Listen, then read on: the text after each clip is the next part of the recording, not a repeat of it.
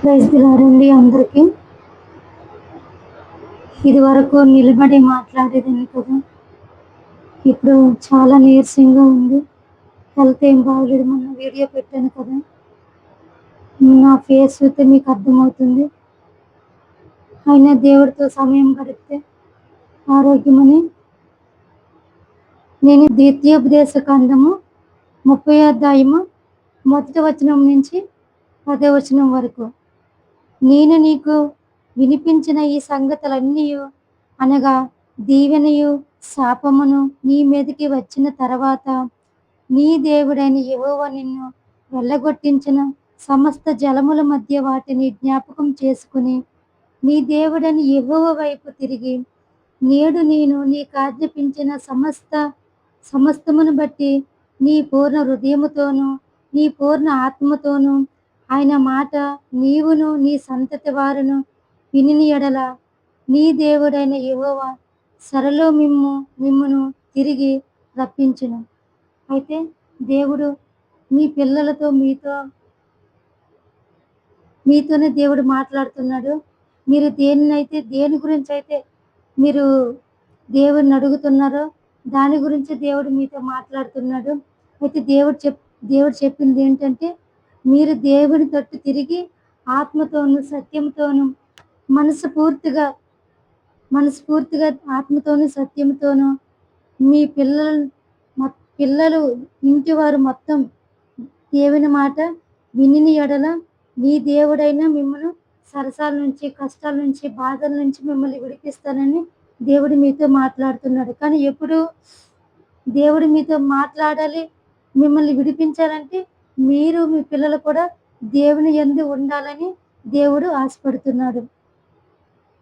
ఆయన మిమ్మల్ని కరుణించి మీ దేవుడైన యెహోవా ఏ ప్రజల్లోనికి మిమ్మను చెదరగొట్టిరో వారిలో నుండి తాము మిమ్మను సమకూర్చి రప్పించదును.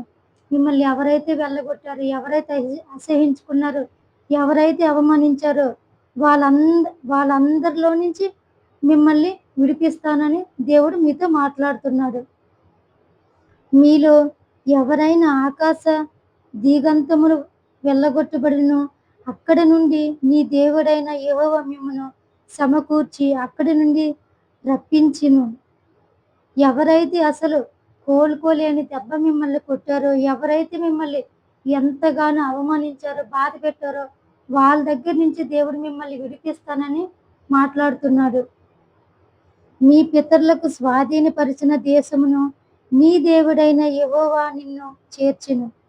నీ స్థలమైన నీ ఆస్తిని ఏదైతే నీ దగ్గర నుంచి వాళ్ళు అక్రమంగా లాక్కున్నారో అది దేవుడు నీ సొంతం చేస్తానని దేవుడు మాట్లాడుతున్నాడు. నీకు మేలు చేసి నీ పితరుల కంటే నిన్ను విస్తరింప చేయను. ఎవరైతే నిన్ను అవమానించారో వాళ్ళకంటే కూడా దేవుడు నిన్ను ఆశీర్వదిస్తానని దేవుడు మాట్లాడుతున్నాడు. ఈ మాట మీకోసమే దేవుడు మాట్లాడుతున్నాడు. మరియు నీవు బ్రతుకుటికై నీ పూర్ణ హృదయముతో పూర్ణ ఆత్మతోను నీ దేవుడైన యెహోవాను ప్రేమించి నీ దేవుడైన యెహోవాను తనకు లోబడుటకు నీ హృదయమును దేవుణ్ణి మీ పూర్ణ హృదయముతో పూర్ణ ఆత్మతో ఆయన మాట కుటుంబం మొత్తం దేవునికి లోబడి ఉండినట్లయితే నీ దేవుడైన యెహోవా సరసాల్లో మిమ్మల్ని తిరిగి రప్పించును, అంటే కష్టాల్లో నుండి మిమ్మల్ని విడిపించును అని దేవుడు మాట్లాడుతున్నాడు. నీ దేవుడైన యెహోవా ఏ ప్రజల్లోనైతే మిమ్మల్ని చెదరగొట్టి ఎవరైతే మిమ్మల్ని అవమానించారో, ఎవరైతే మిమ్మల్ని మీ ఆస్తి దోచుకున్నారో, ఎవరైతే అన్యాయంగా మిమ్మల్ని మాట్లాడారో ఆ విషయంలో మేలు చేస్తున్నని దేవుడు మీతో మాట్లాడుతున్నాడు. నీ దేవుడైన యెహోవా మిమ్మును సమకూర్చి అక్కడి నుండి రప్పించెను. మీ పితరులు స్వాధీనపరిచిన దేశమును మీ దేవుడైన యెహోవా నిన్ను చేర్చును. మంచి దేశమునకు దేవుడు మిమ్మల్ని చేర్చును. మేలు చేసి మీ పితరుల కంటే నిన్ను విస్తరింప చేయును. ఎవరైతే మిమ్మల్ని అవమానించారో వాళ్ళకంటే మీ కుటుంబం దీవించబడుతుంది, దేవుడు దీవించబోతున్నాడని మాట్లాడుతున్నారు. కానీ ఎప్పుడు మీరు మనస్ఫూర్తిగా దేవునికి లోబడి, ప్రతి విషయంలో దేవునికి లోబడి ఏం చేసినా దేవుడిని అడిగి చేయటం. తండ్రి ఇది నీ చిత్తమేనా, దేవుని చిత్తం తెలుసుకొని మీరు ఏదైనా ఏది చేసినా, ఏం ప్రారంభం చేసినా దేవుడి చిత్తం తెలుసుకొని దేవునికి ఇష్టానుసారంగా ఉన్న యెడల దేవుడు ఇప్పుడు చెప్పినవన్నీ మీకు ఇస్తానని మాటిస్తున్నాడు.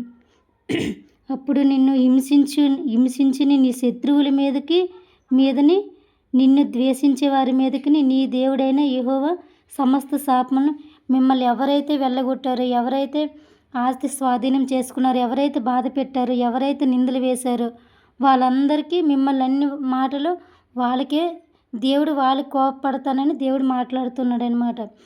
మీరు మౌనంగా ఉండి వాళ్ళు ఎన్ని మాటలన్నా మీరు దేవునికి అప్పచెప్పినట్లయితే దేవుడు కలువ చేసుకుంటాడు. దేవుడు కలువ చేస్తే ఎలా ఉంటుంది మీ అందరికీ తెలుసు కదా. దేవుడు మిమ్మల్ని పెట్టిన శాపాలు వాళ్ళ మీదకే వచ్చును అని దేవుడు మాట్లాడుతున్నాడు.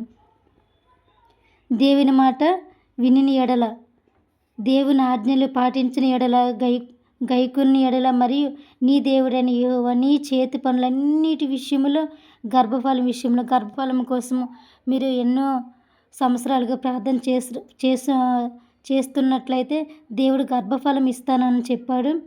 అన్నిటి పని నీ చేతి పని అన్నిటిలో దీవిస్తానని చెప్పాడు. నువ్వు చిన్న పని చేసిన దేవుని అడిగి ప్రార్థన చేసి దేవునికి ఇష్టానుసారంగా ఉన్నప్పుడు నీ చేతి పనిని విస్తరింపి చేస్తానని దేవుడు మాట్లాడుతున్నాడు. అన్ని విషయములు, పశువులు కానీ నీకున్న ఆస్తి 1 వంతు ఆస్తి 10 వంతులు ఆస్తి అయినట్లు దేవుడు ఆశీర్వదిస్తూనే చెప్పి ఉన్నాడు. అది పశువులు అవని, నీ చేతి పని ఏ విషయమైన భూమి పంట విషయమై ఏ విషయములనైనా మేలు కలిగినట్లు నిన్ను వర్ధిల్ల చేయును. ఈ ధర్మశాస్త్ర గ్రంథమందు వ్రాయబడి